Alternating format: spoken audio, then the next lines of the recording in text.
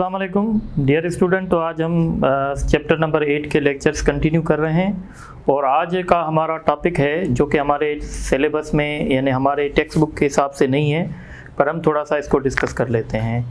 Topic का नाम है types of oscillation.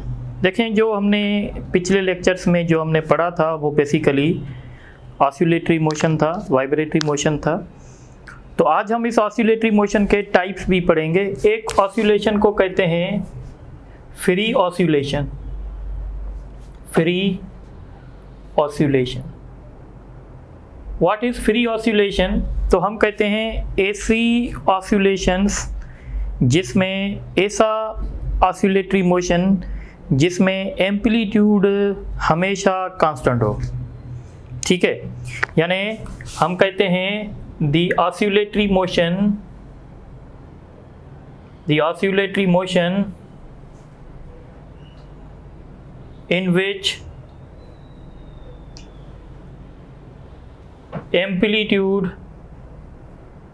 in which amplitude of motion remains constant without any external force. Oscillatory motion in which amplitude of motion remains constant without any external force। यानी अगर आप समझें ये simple pendulum है, अगर हमने एक बार इस सिंपल पेंडुलम को स्ट्रेच करके छोड़ दिया, अब ये मोशन कांस्टेंट एम्पलीट्यूड के साथ जो है ऑसिलेशन करता रहे, तो हम इस मोशन को कहते हैं free oscillation.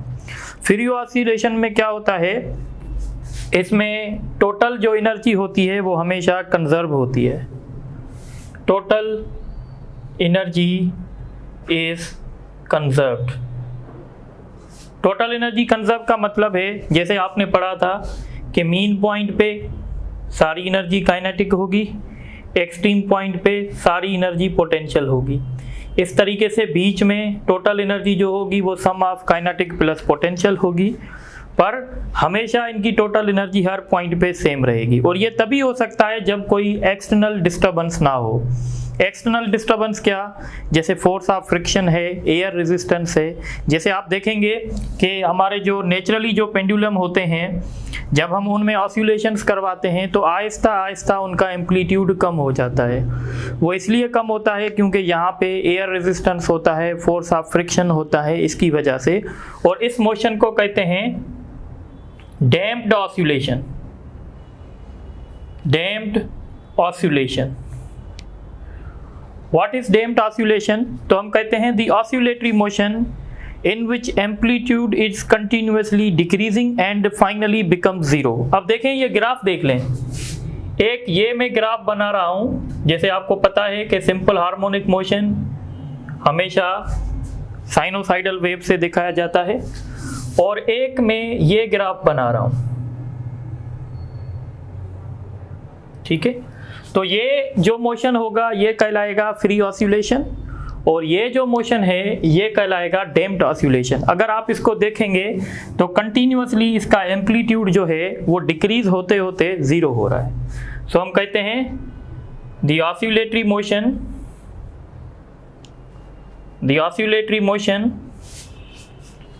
in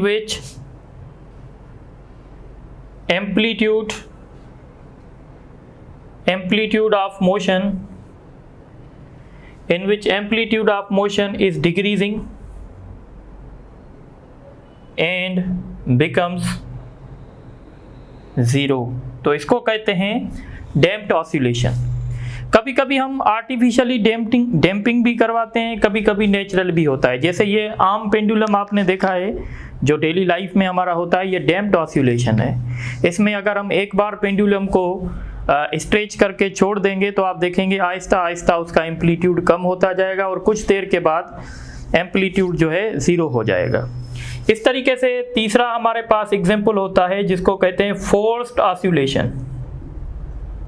forced oscillation, देखें कभी कभी ये होता है कि हम इस पेंडुलम का एम्पलीट्यूड मेंटेन करते हैं। मेंटेन कैसे करते हैं? हमें पता है यहाँ पे कोई बंदा होता है और कंटिन्यूसली इस पेंडुलम पे फोर्स लगाता रहता है। जैसे छोटे से बच्चे होते हैं, वो पेंडुलम पे बैठते हैं और फिर कोई बंदा कंटिन्यूसली उस पेंडुलम को पुश करवाता है, यानी कंटिन्यूसली उस पेंडुलम पे फोर्स लगाता है, तो इसको कहते हैं फोर्स्ड ऑसिलेशन। तो फोर्स्ड ऑसिलेशन क्या है?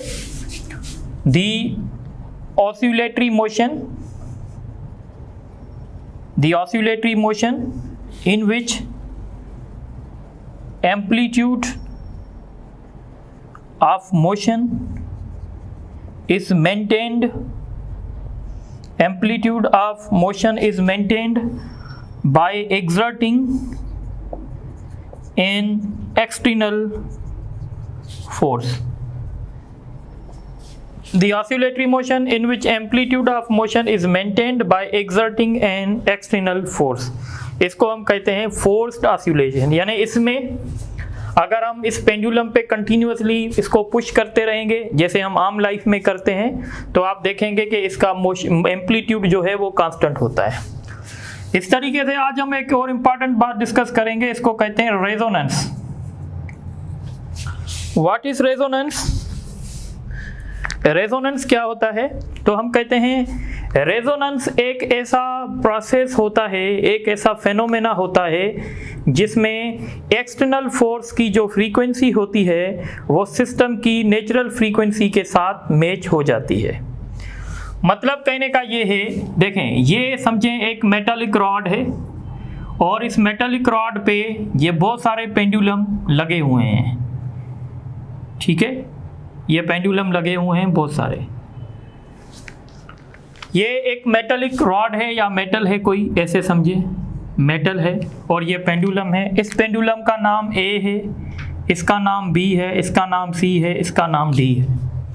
अगर आप इस पेंडुलम में वाइब्रेशन करवाएंगे, इस पेंडुलम की वाइब्रेशन से आप देखेंगे ये वाला पेंडुलम भी वाइब्रेशन करेगा, ये वाला भी करेगा, ये वाला भी करेगा, पर ये जो पेंडुलम होगा, इस पेंडुलम का एम्पलीट्यूड जो होगा सबसे ज़्यादा होगा। सबसे ज़्यादा इसलिए होगा क्योंकि इन दोनों की जो नेचुरल फ्रीक्वेंसी है वो सेम है। क्योंकि सिंपल पेंडुलम की जो फ्रीक्वेंसी होती है वो डिपेंड करती है लेंथ पे। अगर दोनों की लेंथ सेम है तो इसका मतलब है दोनों की नेचुरल फ्रीक्वेंसी सेम है। तो जब हमने इसमें अपना वाइब्रेशन करवाई तो मेटालिक ट्यूब की मदद से, मेटालिक रॉड की मदद से ये वाइब्रेशन इसको भी मिल गई, इसको भी मिल गई, इसको भी मिल गई, पर ये जो हैं ये भी वाइब्रेशन करेंगे पर इनका एम्पलीट्यूड इतना नहीं होगा, ये सबसे ज़्यादा एम्पलीट्यूड पे वाइब्रेशन करेगा। वो इसलिए करेगा क्योंकि इसकी जो नेचुरल फ्रीक्वेंसी है वो इसके साथ मैच हो गई है। तो हम कहेंगे इसमें रेजोनेंस हुआ है। तो रेजोनेंस क्या है? The process in which the frequency of external force, the process in which the frequency of external force matches with the natural frequency of system। ठीक है, तो अब हम इस रेजोनेंस के आपको एग्जांपल्स भी बताएंगे। हमारे पास दो रेजोनेंस होती हैं, एक रेजोनेंस को कहते हैं मैकेनिकल रेजोनेंस, मैकेनिकल रेजोनेंस, और दूसरी हमारे पास रेजोनेंस होती है इलेक्ट्रिकल रेजोनेंस। इन दोनों को हम समझने की कोशिश करेंगे। मैकेनिकल रेजोनेंस क्या है? ये जो मैंने आपको एग्जांपल दिया ये बेसिकली मैकेनिकल रेजोनेंस है। या जैसे आपने सुना होगा कि अगर कोई सिंगर सिंगिंग करता है तो उस रूम में जो गिलास पड़ा होता है वो गिलास टूट जाता है। तो ऐसे भी होता है, कोई सिंगर अगर सिंगिंग करेगा तो गिलास टूट सकता है। वो इसलिए टूटेगा क्योंकि सिंगर जो सिंगिंग कर रहा है उसके पास उस साउंड की एक फ्रीक्वेंसी होती है। अगर वो फ्रीक्वेंसी गिलास के मॉलिक्यूल्स की फ्रीक्वेंसी के साथ मैच हो जाएगी तो गिलास के मॉलिक्यूल्स जो हैं उनका ऑसिलेशन का एम्पलीट्यूड बढ़ जाएगा और इस वजह से गिलास टूट जाएगा। तो हम यहाँ पे लिखेंगे ब्रेकिंग ऑफ गिलास, ब्रेकिंग ऑफ गिलास व्हेन अ सिंगर sings इस तरीके से मैकेनिकल रेजोनेंस का एक दूसरा भी एग्जांपल है, जैसे अर्थक्वेक आता है तो अर्थक्वेक में सारी बिल्डिंग्स नहीं गिरती, कुछ मखसूस बिल्डिंग्स गिरती हैं, तो हम कहेंगे अर्थक्वेक भी एक किस्म की वेव है। अगर उस अर्थक्वेक की फ्रीक्वेंसी बिल्डिंग की नेचुरल फ्रीक्वेंसी के साथ मैच हो जाएगी तो बिल्डिंग्स गिर सकती हैं और उसको कहते हैं मैकेनिकल रेजोनेंस। इस तरीके से ये एक सिस्टम हुआ था कि ये जो आर्मी वाले होते हैं, आर्मी वाले लॉन्ग मार्च करते हैं, यानी मार्च करते हैं, तो ये जब मार्च करते हैं तो इनको मना किया गया है कि आप जो हैं ब्रिजेस पे मार्च ना करें, क्योंकि ब्रिजेस की एक फ्रीक्वेंसी होती है और इनके मार्च की भी एक फ्रीक्वेंसी होगी। अगर इनके मार्च की फ्रीक्वेंसी ब्रिज की फ्रीक्वेंसी के साथ मैच हो जाएगी तो ब्रिज टूट जाएगी। और ये हुआ था, ब्रिटिश के बहुत सारे लोग जो आर्मी के थे वो एक रिवर में गिर गए थे, वो इस वजह से क्योंकि वो ब्रिज पे मार्च कर रहे थे और उनके मार्च की जो फ्रीक्वेंसी थी वो ब्रिज की नेचुरल फ्रीक्वेंसी के साथ मिल गई, ब्रिज टूट गई। तो आप समझ सकते हैं आगे क्या हुआ होगा। ठीक है, इस तरीके से ये मैकेनिकल रेजोनेंस है। अब मैकेनिकल रेजोनेंस के बाद अब हम डिस्कस करेंगे इलेक्ट्रिकल रेजोनेंस। आपके सिलेबस में नहीं है, पर अब होता क्या है कि हमारे पास रेडियो सेट होता है।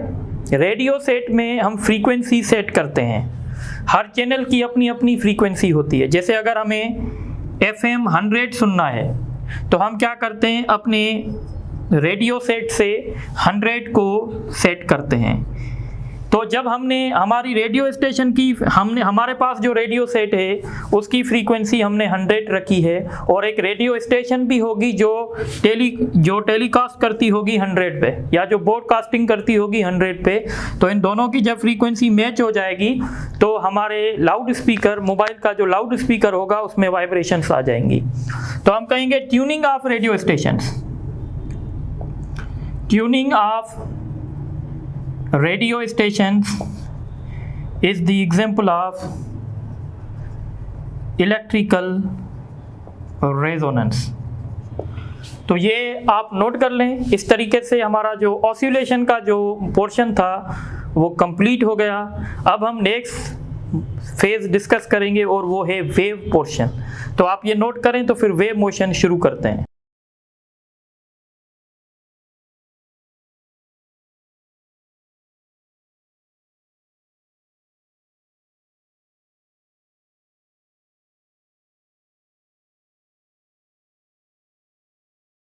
अच्छा, अब हम डिस्कस करेंगे वेव पल्स, यानी अब हम वेव मोशन के तरफ जा रहे हैं। बहुत ही इंपॉर्टेंट डिस्कशन है आज के लेक्चर का, बेसिक लेक्चर है। What is wave pulse? तो वेव पल्स क्या है? तो हम कहते हैं single isolated disturbance created in a medium is called wave pulse. यानी जब हम किसी भी मीडियम में थोड़ी डिस्टर्बेंस करेंगे तो वहाँ से एक वेव पल्स जनरेट होंगी। जैसे आपने देखा होगा कि हमारे पास दरिया में, अगर दरिया का एग्जाम्पल ले लें तो हमारे पास उसमें पानी है, ठीक है। अगर हम उस दरिया में छोटा सा स्टोन डालेंगे तो आप देखेंगे वहाँ से एक किस्म की डिस्टर्बेंस प्रोपोगेट होगी और इस डिस्टर्बेंस प्रोपोगेशन को हम कहते हैं वेव पल्स। या आप एक छोटा सा एग्जाम्पल ले लें, ये हमारे पास एक रिजिड सपोर्ट है और इसके साथ एक स्प्रिंग अटैच है और इसका दूसरा एंड हमारे हाथ में है, ठीक है। ये हमारा हाथ है, केयरफुली देखें ये। अब हम क्या कर रहे हैं, इसको थोड़ा सा जर्क लगा रहे हैं। जब हम इसको थोड़ा सा जर्क लगाएंगे, जर्क मतलब अब हमने क्या किया है, थोड़ा सा तसव्वुर करें कि हमने इसको थोड़ा सा जर्क दिया। जब हम जर्क देंगे तो एक किस्म का ये हम्प बन जाएगा। अब इसमें हमने थोड़ा सा जर्क लगाया है और जर्क की वजह से एक डिस्टर्बेंस क्रिएट हो गई। अब ये डिस्टर्बेंस आगे ट्रेवल करती जाएगी। अगर हम थोड़ी देर के बाद देखेंगे तो ये डिस्टर्बेंस यहाँ होगी, थोड़ी देर के बाद देखेंगे तो ये डिस्टर्बेंस कुछ इस जगह पे होगी और थोड़ी देर के बाद और देखेंगे तो ये डिस्टर्बेंस कुछ इस तरीके से होगी। तो ये जो डिस्टर्बेंस हमने किसी भी मीडियम में की है, एक सिंगल हमने जर्क दिया, उसकी वजह से डिस्टर्बेंस क्रिएट हो गई और ये डिस्टर्बेंस आगे ट्रेवल कर रही है। इसको हम कहते हैं wave pulse. So what is wave pulse? It is a single disturbance, it is a single disturbance created in a medium। ठीक है, अब एक बात समझे, ये जो वेव पल्स आया है हमारा, ये जो वेव पल्स होगा, ये वेव पल्स जो है ये बेसिकली दो बातों पे डिपेंड करेगा। अगर हम इस वेव पल्स को लोकेट करेंगे या हम इस वेव पल्स की स्टडी करना चाहते हैं तो ये वेव पल्स जो होगा वो दो चीज़ों का फंक्शन होगा। इसलिए हम कहेंगे it is the function of two parameters. इसको हम लिखेंगे y is equal to f(x) of t। Wave pulse जो होता है या वेव मोशन जो होता है वो बेसिकली दो चीज़ों का फंक्शन होता है, एक x का फंक्शन होता है, एक t का फंक्शन होता है। इसको हम कैसे समझेंगे, इसको आप इस तरीके से समझेंगे। सपोज करें अगर हम कंटिन्यूअसली इस स्ट्रिंग को ऑसिलेशंस कर रहे हैं तो फिर इस तरीके से एक वेव जनरेट होगी। अगर हम एक बार इसको अप एंड डाउन मूव करेंगे एक बार तो ये वेव पल्स होगा, पर अगर हम कंटिन्यूअसली रिपीटेडली अगर हम इस क्या कहते हैं अपना स्ट्रिंग को स्ट्रिंग पे जर्क लगाते जाएंगे तो एक किस्म की वेव जनरेट होगी और हम इसको कहेंगे वेव मोशन। तो वेव मोशन क्या है, basically it is the repeated disturbance created in the medium. जब हम रिपीटेड डिस्टर्बेंस किसी भी मीडियम में जनरेट करेंगे तो एक किस्म का वेव मोशन होगा। और वेव मोशन जो है वो बेसिकली दो चीज़ों का फंक्शन होगा, एक फंक्शन x है, दूसरा फंक्शन t। अब इसको समझ लेते हैं। देखें ये वो पॉइंट है जहाँ पे हमारा एम्पलीट्यूड 0 है।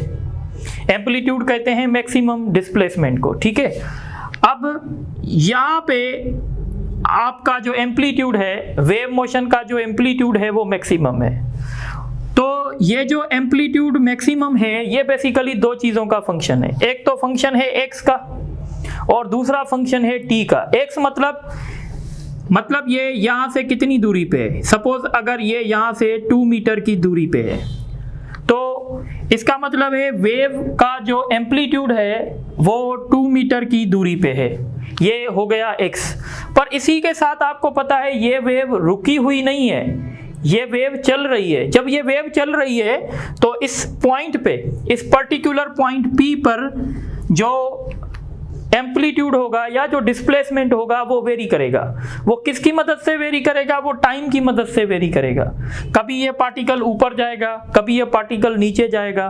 तो इसका मतलब है कि जब भी हम वेव का डिस्प्लेसमेंट या एम्पलीट्यूड या कुछ भी देखना चाहते हैं उसके लिए हमें दो पैरामीटर्स देखने पड़ेंगे। एक हमें x देखना पड़ेगा और उस x पे भी हमारा एम्पलीट्यूड जो है, वेव मोशन का जो एम्पलीट्यूड है वो वेरी होता जाएगा।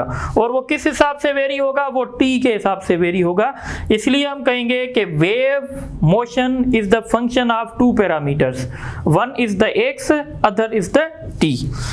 अब एक बात समझें, अगर आप y is equal to F of x देखेंगे और y is equal to F of t देखेंगे तो एक बात समझ लें।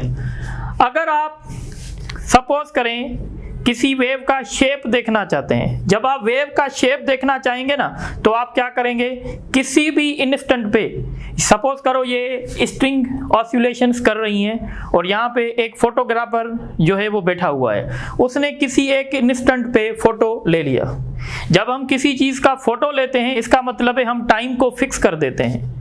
10 साल पहले जो हमने तस्वीर ली होगी आज भी वो तस्वीर वही होगी। इसका मतलब है तस्वीर जब हम लेते हैं तो हम बेसिकली टाइम को फ्रीज कर देते हैं। अगर हम टाइम को फ्रीज करेंगे यानी अगर हम t को निकाल देंगे तो हमारे पास बचेगा f ऑफ x।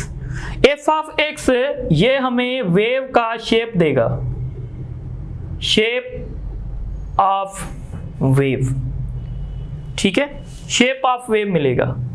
इसी तरीके से जब हम किसी भी वेव को लोकेट करना चाहते हैं, सपोज हम देखना चाहते हैं कि हमारी वेव पल्स कहाँ पर है, तो उसके लिए हम क्या करेंगे, उसके लिए फिर हम x को फ्रीज कर देंगे। एक्स को फ्रीज मतलब हम हमेशा इसी पॉइंट पे देखेंगे। जब हम इस गिवन पॉइंट पे सिर्फ और सिर्फ हमारी नज़र इस पॉइंट P पर होगी तो हमें लोकेशन का पता चलेगा। मतलब हम पता लगा सकते हैं कि भाई अब यहाँ पे एम्पलीट्यूड 0 है, यहाँ पे अब एम्पलीट्यूड पॉजिटिव है, यहाँ पे अब एम्पलीट्यूड नेगेटिव है। तो इसको हम कहते हैं लोकेशन ऑफ वेव। ठीक है, तो एक बात याद रख लें, अगर आप वेव मोशन को समझना चाहते हैं, वेव मोशन मैंने आपको पहले ही बता दिया है, it is the repeated disturbance in any medium. ठीक है, तो जब हम रिपीटेड डिस्टर्बेंस करेंगे तो ये वेव मोशन बनेगा। तो आई होप कि आपको वेव पल्स का कॉन्सेप्ट समझ में आ गया होगा, उसके बाद आपको वेव मोशन का कॉन्सेप्ट भी समझ में आ गया होगा। अब हम बात करेंगे wave. What is wave? Wave क्या होती है? तो बेसिकली हम कहते हैं wave is the carrier of energy without carrier of, ठीक है, मैटर। यानी हम कहते हैं it is the carrier of energy without carrier of matter या, ठीक है, पार्टिकल्स। देखें, अगर हमने किसी भी मीडियम में रेगुलर पीरियोडिक डिस्टर्बेंस करते हैं तो पीरियोडिक डिस्टर्बेंस करने से क्या होता है? वेव जनरेट होती है। जब वेव जनरेट होगी तो वेव बेसिकली क्या करेगी? वेव बेसिकली एनर्जी कैरी करेगी, एक जगह से दूसरी जगह तक एनर्जी को कैरी करेगी। और जब वो एनर्जी कैरी करेगी तो उसमें मैटर कैरी नहीं होगा। अब देखें, आपने सपोज करें आपने किसी भी पांड में एक स्टोन आपने ड्रॉप किया। जब आप स्टोन ड्रॉप करेंगे तो आप देखेंगे कि वाटर मॉलिक्यूल्स, सपोज ये एक किस्म का पांड था और ये आपका वाटर लेयर्स हैं, ठीक है। आपने यहाँ पे डिस्टर्बेंस क्रिएट की, ये वाटर मॉलिक्यूल्स हैं।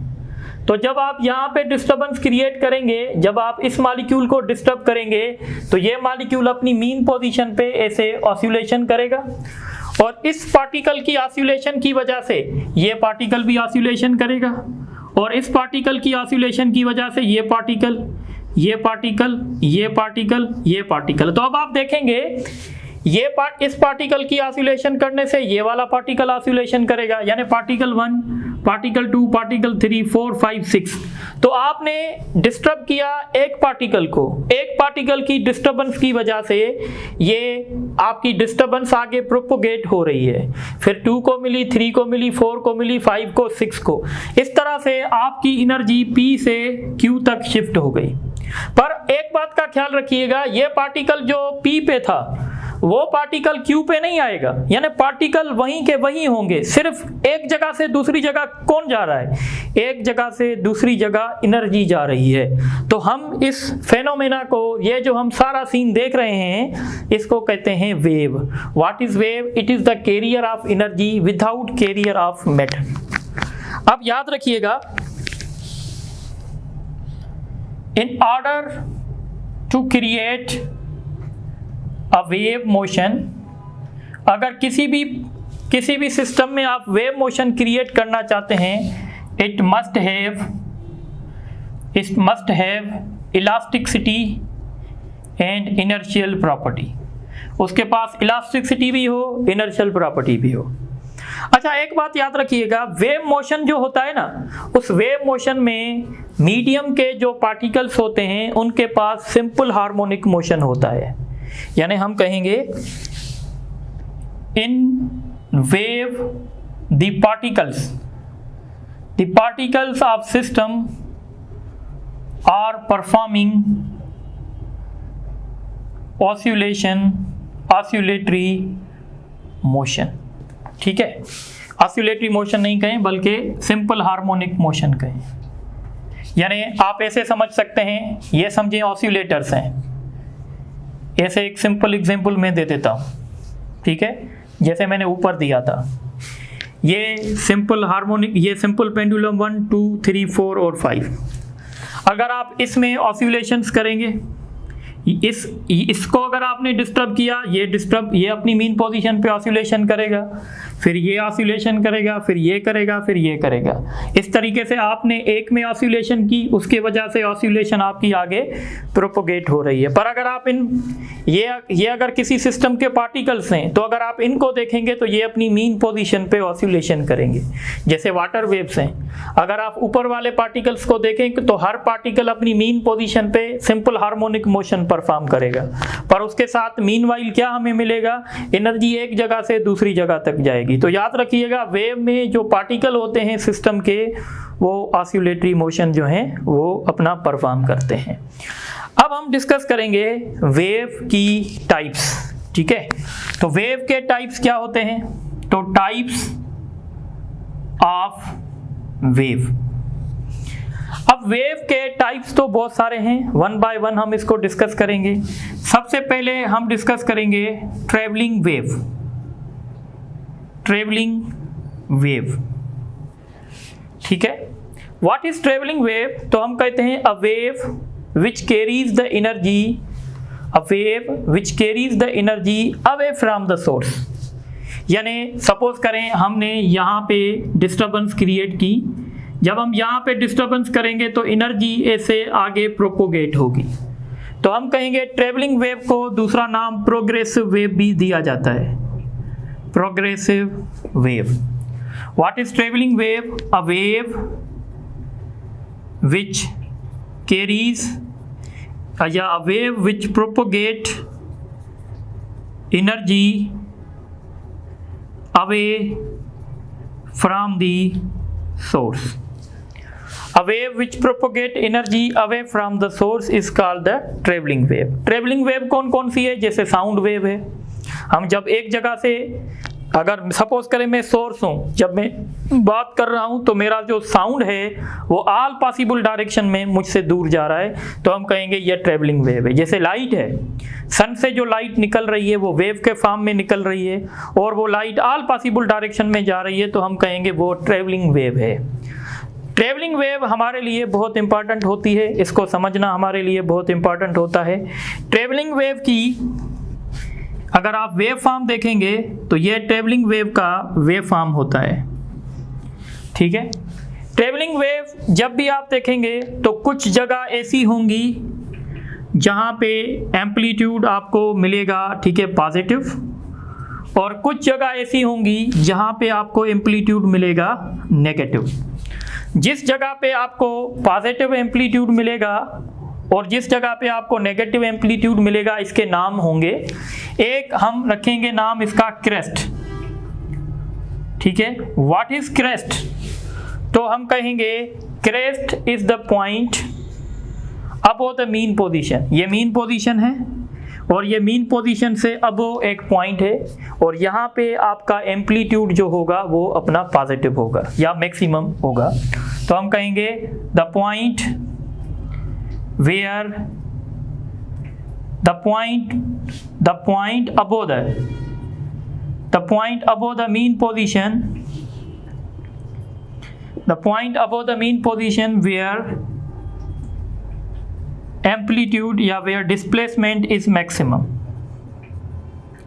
displacement is maximum, जहाँ पे डिस्प्लेसमेंट मैक्सिमम हो। इस तरीके से हमारे पास होता है ट्रफ। What is trough? तो हम कहते हैं the point below the mean position, the point below the mean position where displacement is maximum. दोनों जगह पे डिस्प्लेसमेंट मैक्सिमम होगा, पर क्रस्ट जो बनेगा वो मीन पॉइंट से अबव बनेगा और ट्रफ जो बनेगा वो मीन पॉइंट से बिलो बनेगा। अच्छा, अब जो ट्रैवलिंग वेव होगी, उस ट्रैवलिंग वेव की अपनी एक इक्वेशन होती है। देखें, अगर आप इस पूरी वेव को देखें, इसका मतलब है आपकी वेव जो है वो रिपीट हो रही है, वेव का शेप जो है वो रिपीट हो रहा है। इसका मतलब है कि हम इस वेव को ऐसे दिखा सकते हैं, जैसे देखें ये पॉइंट जो है AC पॉइंट बिल्कुल आपको फिर थोड़ी देर के बाद मिलेगी और AC पॉइंट आपको थोड़ी देर के बाद मिलेगी। अगर सपोज करो ये आपकी पॉइंट P है, ये पॉइंट आपकी Q है, ये पॉइंट आपकी R है, ठीक है। तो हम कहेंगे कि हमारी जो वेव है, वेव का जो शेप है वो रिपीट हो रहा है। तो इसका मतलब है कि हम इसको इस तरीके से लिख सकते हैं, y is equal to a sine 2 pi lambda into x. अब देखें x जो है वो डिस्टेंस है जहां पे आपका डिस्प्लेसमेंट 0 था, ये इसको ट्रांसवर्स डिस्प्लेसमेंट भी कहते हैं y को, यानी x is the point where y is 0, ठीक है। अब आपका x वो पॉइंट है जहां पर y 0 है, या y आपका मैक्सिमम भी हो सकता है। अब एक बात समझें, ये जो x है, अब ये जो आपका y होगा, ये जो आपका y है, ये अभी अगर ये y आपका a है तो फिर सेम आपका जो y है वो दोबारा a हो सकता है। ये दोबारा a तब होगा जब आपका x ये इतना, जब आपका x हो, और इस x को कहते हैं लैम्डा, यानी जब ये x लैम्डा के बराबर होगा, अगर इन दो पॉइंट्स के बीच में, पॉइंट P और पॉइंट Q के बीच में अगर फासला लैम्डा है, तो जितना एम्पलीट्यूड पॉइंट P पर होगा उतना एम्पलीट्यूड पॉइंट Q पर होगा। इस तरीके से अगर पॉइंट Q और पॉइंट R पर अगर ये फासला वेवलेंथ जितना है, लैम्डा जितना है, तो हम कहेंगे पॉइंट Q पर जितना एम्पलीट्यूड होगा उतना ही एम्पलीट्यूड, उतना ही डिस्प्लेसमेंट पॉइंट R पर होगा।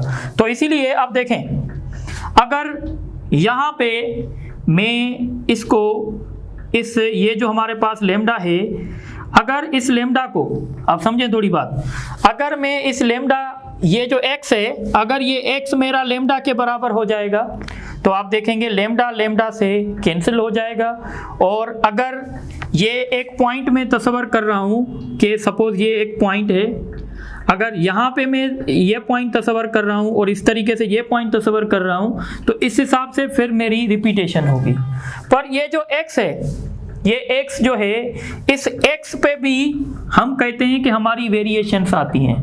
अगर आप देखेंगे, अगर इस x पे अभी मैक्सिमम डिस्प्लेसमेंट है, तो थोड़ी देर के बाद आप देखेंगे ये वाला पार्टिकल मीन पोजीशन पे होगा, फिर थोड़ी देर के बाद देखेंगे ये वाला पार्टिकल नीचे जाएगा, और फिर ये वाला पार्टिकल ऊपर जाएगा, फिर ये वाला पार्टिकल ऊपर जाएगा। यानी इस x में भी वेरिएशंस आएंगी, और इस x में वेरिएशन टाइम के हिसाब से भी आएंगी। कैसे आएंगी? देखें, अगर आपने यहाँ पे देखा, जब आप t is equal to 1/4t देखेंगे, ये वाला पार्टिकल यहाँ पे आ जाएगा। जब आप t इज इक्वल टू 1/2 देखेंगे तो ये वाला पार्टिकल नीचे आ जाएगा। जब आप t is equal to 3/4t देखेंगे, ये वाला पार्टिकल ऊपर हो जाएगा। जब आप t is equal to capital T देखेंगे, ये वाला पार्टिकल वापस लैम्डा पे, ये वाला पार्टिकल वापस आपका लैम्डा पे, यानी यहाँ पे आ जाएगा।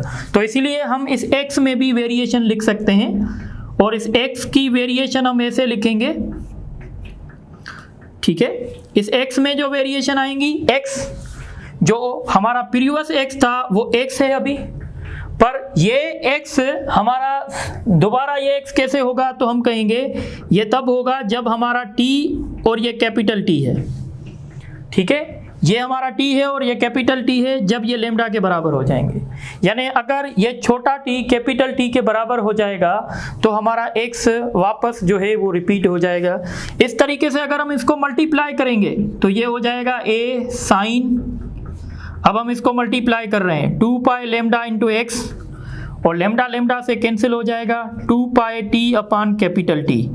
तो ये हमारी एक ट्रेवलिंग वेव की इक्वेशन बन गई है। अगर आप इस इक्वेशन को थोड़ा सा और सिंप्लीफाई करेंगे, देखें यहाँ पे हम एक कांस्टेंट को रिपीट कर सकते हैं। ये जो 2 पाई अपॉन लैम्डा है, हम इसको एंगुलर वेव नंबर कहते हैं, तो हम इसको k से रिप्रेजेंट कर सकते हैं, और 2 पाई अपॉन t इसको हम ओमेगा भी कहते हैं। तो ये हमारी इक्वेशन हो गई। So this is called the equation of travelling wave. ये ट्रेवलिंग वेव है और ये ट्रेवलिंग वेव राइट साइड पे जा रही है। अगर कोई ट्रेवलिंग वेव लेफ्ट साइड पे जाएगी तो हम उसके लिए लिखेंगे kx प्लस ओमेगा टी। ये ट्रेवलिंग वेव है। अब हम इन पैरामीटर्स को समझेंगे। जैसे हमारे पास एक पैरामीटर है k, इस k को कहते हैं angular wave number. Angular wave number भी कहते हैं या इसको प्रोपोगेशन कांस्टेंट भी कहते हैं, और ये होगा k is equal to 2 pi upon lambda. इस तरीके से हमारे पास एक और टर्म है जिसको कहते हैं wavelength. What is wavelength?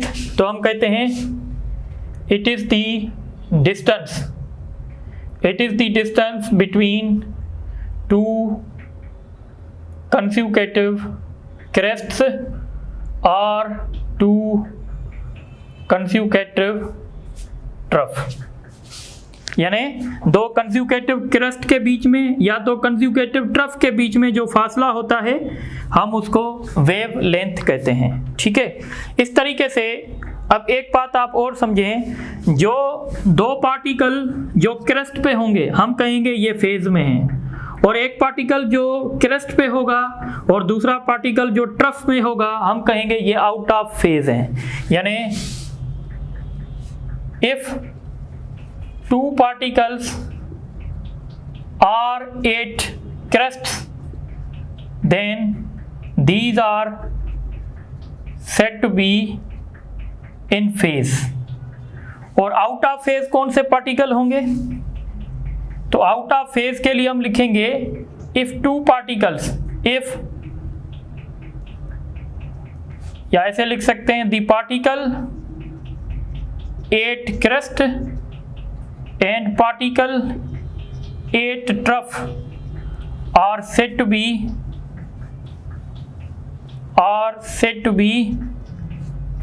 Out of phase. ठीक है, अब आप कहेंगे कि फेज क्या होता है? तो फेज जो होता है, फेज के लिए लिख लें two particles are said to be in phase if these have same position and same direction of motion। ये डेफिनेशन फेज के लिए। अब देखें, जो पार्टिकल क्रस्ट पे है ये वाला पार्टिकल और ये वाला पार्टिकल बिल्कुल फेज में है। इनकी पोजीशन देखें तो इस पार्टिकल की पोजीशन क्या है? इस पार्टिकल की पोजीशन है y is equal to a, यानी ये मैक्सिमम डिस्प्लेसमेंट पे है। इस तरीके से ये वाला पार्टिकल भी मैक्सिमम डिस्प्लेसमेंट पे है। अब ये पार्टिकल कहाँ जाएगा? ये पार्टिकल डाउनवर्ड जाएगा, और ये पार्टिकल कहाँ जाएगा? ये पार्टिकल भी डाउनवर्ड जाएगा। तो हम कहेंगे ये दोनों पार्टिकल जो हैं वो फेज में हैं। आउट ऑफ फेज क्या होता है? अब देखें, सपोज अगर आप इस पार्टिकल, अच्छा आप ये वाले पार्टिकल देख लें, ये वाले दो पार्टिकल, ये वाले दो पार्टिकल हैं, इन दो पार्टिकल्स की पोजीशन सेम है, पर हम ये नहीं कह सकते कि ये फेज में है, क्योंकि ये पार्टिकल, ये वाला पार्टिकल ऊपर जाएगा और ये वाला पार्टिकल नीचे जाएगा। तो हम कहेंगे these two particles are not in phase, ये दोनों पार्टिकल फेज में नहीं है। तो आप इसको नोट कर लें, फिर हम आगे डिस्कस करते हैं।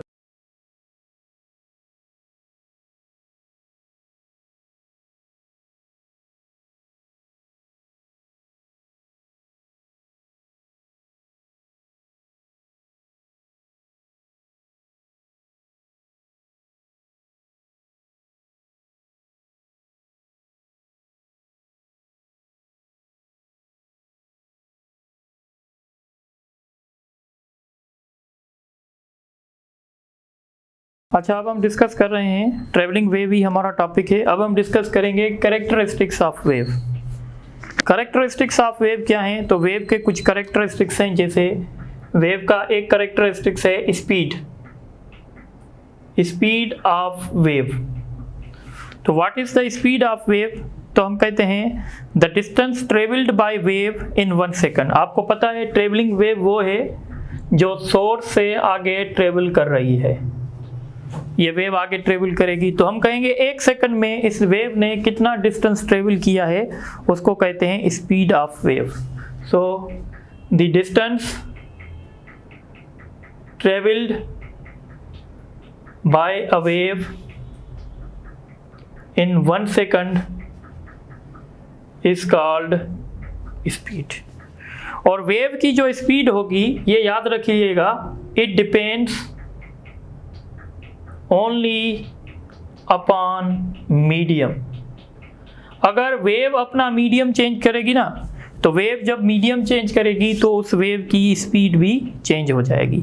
जैसे आपको पता है लाइट जो है उसकी स्पीड वैक्यूम में अलग होती है, वाटर में अलग होती है, किसी और चीज़ में अलग होगी। तो वेव जब अपना मीडियम चेंज करेगी तो उसकी स्पीड भी चेंज हो जाएगी। दूसरा कैरेक्टर है वेव का, जिसको हमने थोड़ी देर पहले भी पढ़ा था, वेव लेंथ। तो वेव लेंथ मैंने बताया था, it is the distance between two consecutive, आप कह लें क्रस्ट या कंज्यूकेटिव ट्रफ, ठीक है। So it is the distance between two consecutive crests और कंज्यूकेटिव ट्रफ्स। अगर मैं आपसे कॉमन सेंस का क्वेश्चन पूछ रहा हूं कि अगर वेवलेंथ जो है वो डिस्टेंस बिटवीन टू कंज्यूकेटिव क्रस्ट है, तो अगर मैं आपसे पूछूं what will be the distance between crust and trough, ये एक क्रस्ट है, ये एक ट्रफ है, इन दोनों के बीच में क्या फासला होगा? तो डेफिनेटली ये हाफ ऑफ दी वेवलेंथ होगा। Distance between two consecutive crust and trough is half of wavelength. Distance between two consecutive crusts lambda. Distance between two consecutive trough is also lambda. Distance between two consecutive crust and trough, तो फिर वो half of the wavelength होगा। यानी एक crust है, दूसरा trough है, उनके बीच में फासला कितना है? तो लैम्डा है। अच्छा, ये जो वेवलेंथ होती है, it depends upon the source and medium। ये सोर्स पे भी डिपेंड करेगा, मीडियम पे भी डिपेंड करेगा। अगर आप सोर्स चेंज करेंगे तो वेवलेंथ चेंज हो जाएगी, अगर आप मीडियम चेंज करेंगे तो भी वेवलेंथ चेंज हो जाएगी। ये दोनों चीज़ों पे डिपेंड करेगी। तीसरा फैक्टर है फ्रीक्वेंसी। What is frequency? देखें, ये एक पॉइंट है मीडियम पे, और आप देख रहे हैं इस पॉइंट पे ये पॉइंट है, और आपने देखा इस पॉइंट पे आप देख रहे हो, और आप एनालिसिस कर रहे हो कि कितनी वेव्स यहाँ से गुजर रही हैं, एक सेकंड में कितनी वेव्स यहाँ से गुजर रही हैं, उसको कहते हैं frequency. So the number of waves crossing at a point in 1 second is called frequency। और फ्रीक्वेंसी जो वेव की होती है वो डिपेंड करती है सोर्स पे। इट ओनली डिपेंड्स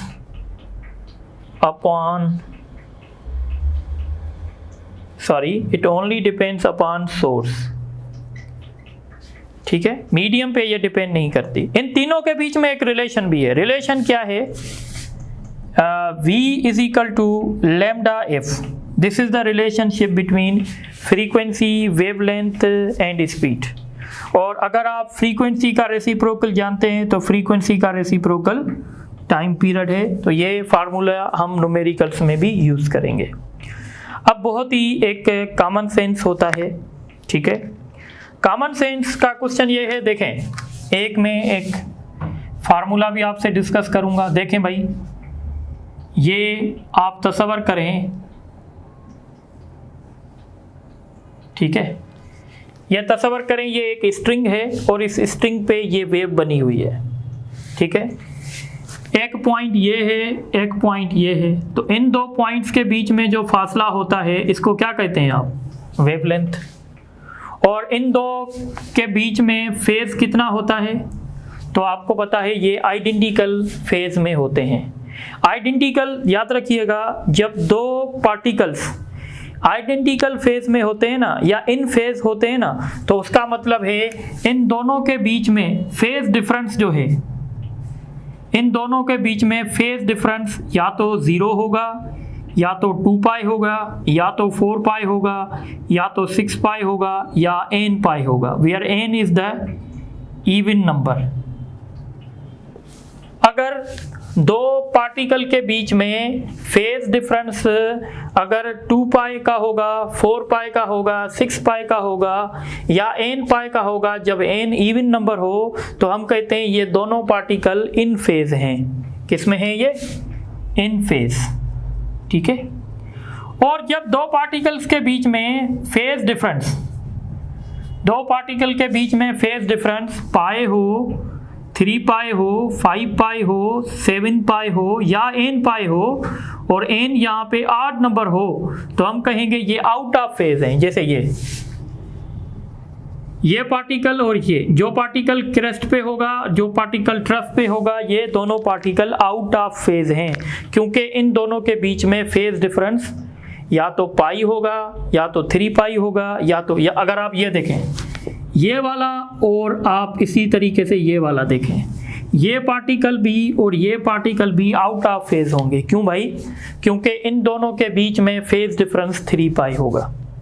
बात मेरी समझ में आ रही है? अब एक सिंपल सा, तो ये क्या होंगे?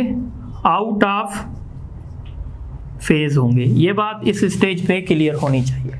अब एक सिंपल सा क्वेश्चन है, आपको कैसे पता चलेगा कि ये दोनों पार्टिकल फेज में हैं या आउट ऑफ फेज में हैं? देखें, अगर मैं कहता हूं इस पार्टिकल और इस पार्टिकल के बीच में जो डिस्टेंस है वो लैम्डा है, तो आप कहेंगे ये दोनों पार्टिकल इन फेज हैं। अगर मैं कहता हूं इस पार्टिकल में और आगे एक और पार्टिकल है ये वाला, इस पार्टिकल और इस पार्टिकल के बीच में जो डिस्टेंस है वो 2 लैम्डा है, तो भी आप कहेंगे ये दोनों के दोनों जो हैं इन फेज में हैं। यानी कहने का मतलब ये है कि 2 पाई का मतलब होता है लैम्डा, ठीक है, और 4 पाई का मतलब होगा 2 लैम्डा, 6 पाई का मतलब होगा 3 लैम्डा और इसका मतलब होगा 4 लैम्डा। इस तरीके से पाई का मतलब होगा, जैसे आपको पता है क्रस्ट और ट्रफ के बीच में कितना फासला होता है? लैम्डा अपॉन 2, और ये होगा 3 लैम्डा बाई 2, ये होगा 5 लैम्डा बाई 2, क्योंकि पाई का मतलब है लैम्डा अपॉन 2, पाई का मतलब है लैम्डा अपॉन 2। ये बात याद रखिएगा, पाई मीन्स लैम्डा बाई 2। देखें ना, अगर आपने यहाँ पे पाई की जगह पे अगर आपने लिखा लैम्डा बाई 2 तो आप देखें आपका लैम्डा बन गया। यानी अगर फेज डिफरेंस 2 पाई है तो उनका जो डिस्टेंस होगा दो पार्टिकल्स के बीच में वो लैम्डा होगा। इसी तरीके से हम एक जनरल फार्मूला लिख रहे हैं, यहाँ पे हम लिख रहे हैं डिस्टेंस, ठीक है, और यहाँ पे हम लिख रहे हैं फेज डिफरेंस। तो अगर हमें फेज डिफरेंस दिया जाए तो उस फेज डिफरेंस से हम डिस्टेंस कैसे निकालेंगे? तो हम क्या करेंगे, इसको मल्टीप्लाई करेंगे लैम्डा के साथ और इसको डिवाइड करेंगे 2 पाई के साथ। तो यहाँ से जब हमें क्या कहते हैं, जब हमें फेज डिफरेंस दिया जाएगा तो हम उन दो पार्टिकल्स के बीच में फासला फाइंड कर लेंगे। ये फार्मूला बिल्कुल सिंपल है। अगर मैं कहता हूँ दो पार्टिकल्स के बीच में फेज डिफरेंस 2 पाई है, तो बताओ उन पार्टिकल्स के बीच में डिस्टेंस कितना होगा? तो आप देखेंगे लैम्डा आएगा। कैसे? आप देखें, फाई की जगह पे आप क्या लिखेंगे? 2 पाई, और लैम्डा लैम्डा ही रहेगा 2 पाई, तो 2 पाई से कैंसिल। तो आप देखें इनके बीच में कितना हुआ। देखें, अगर दो पार्टिकल्स के बीच में फेज डिफरेंस 2 पाई है तो उनके बीच में डिस्टेंस कितना है? तो उनके बीच में डिस्टेंस है लैम्डा। इस तरीके से अगर देखें, अगर दो पार्टिकल्स के बीच में फेज डिफरेंस है पाई, तो मैंने बताया है जब पाई है तो लैम्डा बाई 2 होगा। कैसे? आप देखें, फाई की जगह पे लिखेंगे पाई और लैम्डा 2 पाई, तो देखें पाई पाई से कैंसिल हो गया। तो ये फार्मूला आप यूज़ कर सकते हैं, न्यूमेरिकल्स में यूज़ होगा। तो आप इसके लिए एक छोटी सी बात लिख लें, और वो छोटी सी बात आप क्या लिखेंगे? आप ये लिखेंगे कि डेल्टा एक्स का मतलब है डिस्टेंस बिटवीन पार्टिकल्स, और फाई का मतलब है फेज डिफरेंस बिटवीन पार्टिकल्स, और लैम्डा का मतलब है वेवलेंथ। तो ये बातें आपको समझ में आनी चाहिए। तो अब आप ये नोट कर लें, तो हम इस पे कुछ MCQs कर लेते हैं।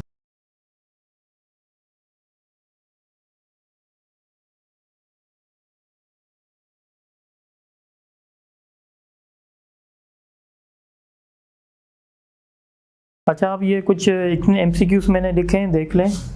Tuning of radio station is the example of, तो मैंने बताया था ये रेजोनेंस का एग्जाम्पल है। उसके बाद क्वेश्चन है, the simple harmonic motion in which total energy is conserved is known as, इसमें टोटल एनर्जी कंजर्व होती है उसको फ्री ऑसिलेशन कहते हैं। The single isolated disturbance created in a medium is called, हम उसको वेव पल्स कहते हैं। The wave motion is the function of, तो वेव जो मोशन है वो दोनों का फंक्शन है। The shape of wave pulse, अगर आपको शेप चाहिए तो आप टाइम को फ्रीज कर देंगे, यानी y is equal to F of X. The point in travelling wave which is above the mean position where displacement is maximum, तो हम उसको क्रेस्ट कहते हैं। The distance between two consecutive trough and crest, crest और crest की बात होगी तो लेमडा, क्रेस्ट और ट्रफ की बात होगी तो half of lambda. The distance travelled by wave in 1 second is called, तो इसको कहते हैं speed. The speed of wave is doubled, अगर हमने स्पीड को डबल कर दिया तो उसकी फ्रीक्वेंसी पे क्या फ़र्क पड़ेगा। देखें, फ्रीक्वेंसी, वेव की फ्रीक्वेंसी और वेव की स्पीड दोनों एक दूसरे पे डिपेंड नहीं करेंगी। अगर आपने स्पीड डबल कर ली है तो स्पीड डबल करने से फ्रीक्वेंसी पे फ़र्क नहीं पड़ेगा, इसका सी ऑप्शन होगा। रीज़न क्या है, क्योंकि वेव की जो स्पीड होती है वो मीडियम पे डिपेंड करती है और वेव की जो फ्रीक्वेंसी होती है वो सोर्स पे डिपेंड करती है। तो ये जो स्पीड डबल हुई होगी ये मीडियम चेंज करने की वजह से हुई होगी, तो इसका मतलब है फ्रीक्वेंसी सेम रहेगी। अब न्यूमेरिकल पे आते हैं। Find the wavelength of wave if its frequency is 100 hertz and speed in medium is 400 metre पर second. We know v is equal to lambda into F, then lambda is equal to v upon F. Speed हमें दी जा रही है 400, frequency दी जा रही है 100, तो ये होगा 4 मीटर, इसका ऑप्शन ए होगा। इसके साथ which of the following particles are in phase, कौन से पार्टिकल फेज में होंगे, तो जो पार्टिकल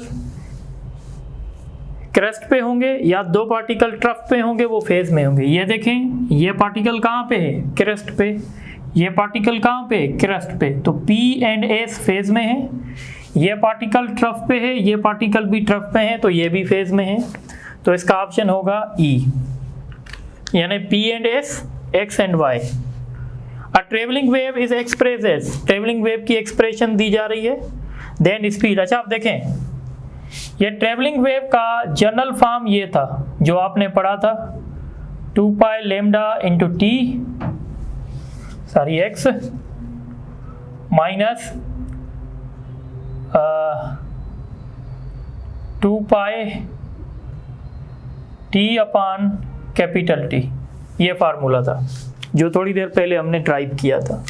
अब देखें, इसकी जगह ये आ गया है, यानी हम लिखेंगे 2 pi lambda X is equal to 100 pi X, X के साथ कैंसिल, पाई के साथ कैंसिल। अगर हम यहाँ से लेमडा फाइंड करें तो ये होगा 2 डिवाइडेड बाई 100 यानी 0.02 मीटर। इस तरीके से ये वाला कंपेयर करवा के, यहाँ पे 1000 पाई टी है, यहाँ पे 2 pi T upon capital T है, टी से कैंसिल, 2 पाई से कैंसिल, तो t बराबर होगा 2 डिवाइडेड बाय 1000, यानी ये होगा 0.002 सेकेंड्स। अब हमें वेलोसिटी चाहिए, वेलोसिटी का फार्मूला क्या है, वेवलेंथ अपॉन टाइम पीरियड। तो वेवलेंथ हमने फाइंड कर ली है 0.002, तो ये होगा 10 मीटर पर सेकंड, तो ये इसकी स्पीड होगी। उसके बाद क्वेश्चन है, the distance between two particles in travelling wave is lambda by 4, then phase difference between these two particles. तो मैंने बताया था delta x is equal to 5 multiplied by lambda divided by 2 pi.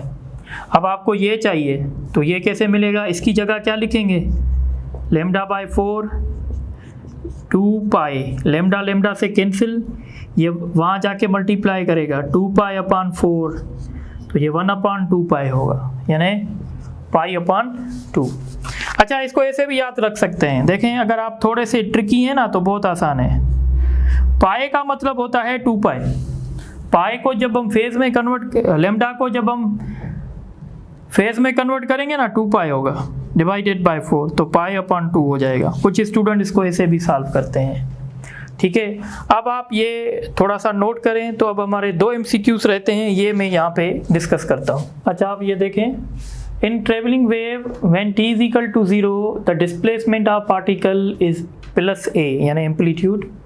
Find the time when its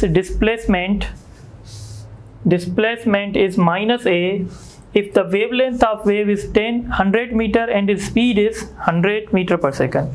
सबसे पहले आप wavelength find करें। तो सबसे पहले आप क्या करेंगे कि आप इसका टाइम पीरियड फाइंड करें। तो आपको पता है v is equal to lambda by T है, तो t is equal to lambda upon v होगा। तो लेमडा कितना है इसका, तो लेमडा इसका 100 है, वेलोसिटी इसकी 10 है, यानी इसका टाइम पीरियड 10 सेकंड है। अब कॉमन सेंस यूज़ होगा। देखें, अगर आप इस वेव को देखें, ठीक है, तो यहाँ पे अगर आप यहाँ देखें, यह पार्टिकल अभी प्लस a पर था जब t इज इक्वल टू 0 था। तो जब ये यहाँ पे आ जाएगा, इसका मतलब है इसको आधी साइकिल हुई है, और आधी साइकिल के लिए जो टाइम चाहिए वो 1/2t होता है। तो टाइम पीरियड आपको गिवन है, आप क्या करेंगे, इसका वैल्यू रखेंगे 10, तो 5 आ जाएगा। तो इसका ऑप्शन होगा 5 सेकंड्स। ऑप्शन ही नहीं है, ये ले लें 5 सेकंड्स। उसके बाद क्वेश्चन है, a captain observes that 100 waves are crossing at a point in 1 second। number of waves crossing at a point in 1 second उसको क्या कहते हैं, फ्रीक्वेंसी। ठीक है, if distance between two crest, जो 2 डिस्टेंस होता है crest के बीच में, उसको वेवलेंथ कहते हैं 5 मीटर। फाइंड दी स्पीड, तो v is equal to lambda into F, 100 multiplied by 5, 500 metre पर सेकंड। तो इसका ऑप्शन सी होगा। तो हमने बहुत अच्छी खासी प्रैक्टिस भी कर ली MCQs पे। तो इंशाल्लाह जो हमारा नेक्स्ट लेक्चर होगा उसमें हम other types of wave discuss करेंगे। Thank you very much.